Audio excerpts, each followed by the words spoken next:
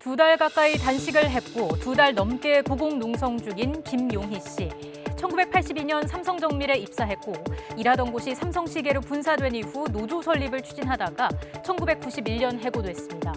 그는 1994년 삼성건설로 복직했지만 오래지 않아 부당한 해외 발령과 대기 발령 끝에 사실상 해고를 당했다고 주장합니다.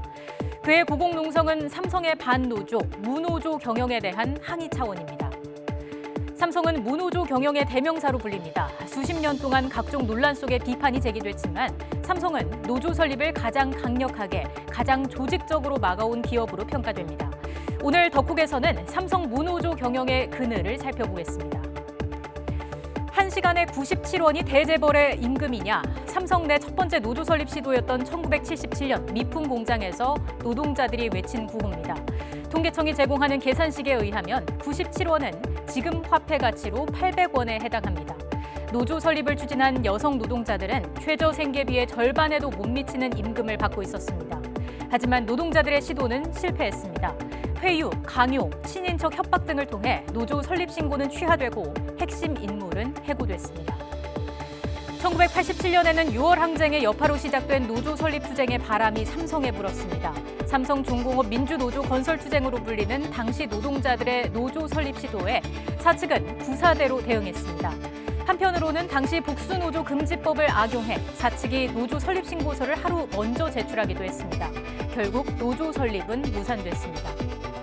이후에도 여러 차례 노조 설립 시도가 있었지만 삼성의 대응은 일관됐습니다. 이른바 어용노조를 만들어 노조 설립을 방해했고 핵심 인물들에게는 해고 등의 보복이 가해졌습니다. 삼성전자와 하청관계인 서비스센터의 노동자들이 삼성전자 서비스 노조를 만들었을 때는 노조 가입률이 높고 활동이 활발한 센터를 골라서 위장 폐업시켰다는 의혹이 제기됐습니다. 한 노동자가 노조가 승리할 때 시신을 안치해달라는 유언을 남기고 목숨을 끊는 일도 있었습니다. 삼성의 무노조 경영 방침이 조직적으로 실행됐다는 사실은 각종 문건을 통해서도 확인됩니다. 1989년 국정감사에서 폭로된 비상노사 관리 지침에는 당시 큰 이슈가 됐던 전교조 창립과 관련해 전교조 지지 서명을 방해하는 내용이 담겼습니다. 이 문건에는 특히 전교조 지지가 노조 설립으로 이어지는 것을 막아야 한다고 돼 있습니다. 이 밖에 감시, 사찰 등 구체적인 대응 방식이 담긴 문건이 공개됐고 특히 지난해 삼성전자의 다스 소송비 대납 의혹을 수사하던 검찰은 무려 6천여 건의 노조 탄압 문건을 찾아냈습니다. 그중 하나인 서비스 안정화 마스터 플랜에는 노조를 지치게 해서 힘을 빼는 전략이 담겨 있습니다. 앞선 사례와 이런 문건들을 종합해보면 노조 설립에 대한 삼성의 대응에 일정한 유형이 있다는 의혹이 제기됩니다. 해고 사례가 적지 않았지만 사유는 노조 설립과 무관한 것들이었습니다.